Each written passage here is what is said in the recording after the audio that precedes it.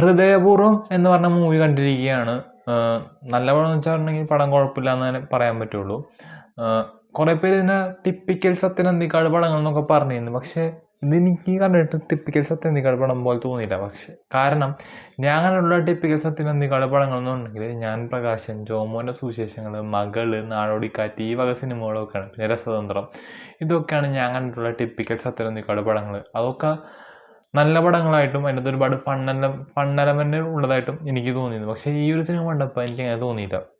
നേരം പോകാനായിട്ടൊരു സിനിമ കണ്ടിരിക്കുക എന്ന് മാത്രമേ തോന്നിയുള്ളൂ. പിന്നെ ഈ പടത്തിൽ മെയിൻ ക്യാരക്ടറായിട്ട് വരുന്ന 2 പേരാണ്. ഒന്നാമത്തത് മോഹൻലാൽ, രണ്ടാമത്തത് നമ്മളുടെ സംഗീതമാണ്. സംഗീതം എന്ന് പറഞ്ഞാൽ മറ്റ് സിനിമയിലത്തെ അമൽ ഡേവിസിലെ ആളാണ് ഇതിൻ്റെ അകത്ത് മെയിൻ റോളിൽ വരുന്നത്. പിന്നെയും ഒരുപാട് ലേഡി ക്യാരക്ടേഴ്സും ഉണ്ട്.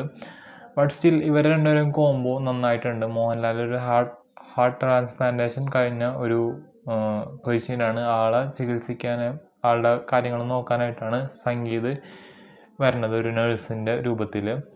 സോ മൂവി കൊണ്ടുപോണത് ഒരു സിമ്പിൾ ലൈനിൽ കൂടെയാണ്, അല്ലാണ്ട് ഒരുപാട് കോംപ്ലിക്കേഷൻസ് കാര്യങ്ങളൊന്നും ഇല്ല. പടം ഡയറക്റ്റ് ഒരു നോർമൽ പേസിൽ പടം പോയിക്കൊണ്ടിരിക്കുന്നുണ്ട്. കണ്ടിരിക്കാം, അത്യാവശ്യം കുഴപ്പമില്ലാത്ത പടങ്ങളാണ്. ഇതിനെക്കാട്ടിലും ഫാർ ബെറ്ററാണ് ഞാൻ ഇന്നലെ കണ്ട സർക്കിട്ട് എന്ന് പറഞ്ഞ മൂവി. സർക്കിട്ടിൻ്റെയും സുമതി വളവിൻ്റെയും എൻ്റെ ഒരു ഒപ്പീനിയൻ കാണണമെങ്കിൽ നിങ്ങൾ ജസ്റ്റ് ഈ വീഡിയോയുടെ താഴെ ഞാൻ ലിങ്ക് ഇട്ടിട്ടുണ്ട്. ആ ലിങ്കിൽ ഒന്ന് ക്ലിക്ക് ചെയ്തിട്ടുണ്ടെങ്കിൽ നിങ്ങൾക്ക് എന്ത് ചെയ്യുക, ആ വീഡിയോ കാണാം. സോ സബ്സ്ക്രൈബ് ചെയ്യാത്തതുണ്ടെങ്കിൽ സബ്സ്ക്രൈബ് ചെയ്യുക. നമുക്കെന്തായാലും അടുത്ത വീഡിയോ കാണാം. അതൊരു മിറ്റ്സ് മീ അതിനാൻ ബൈ.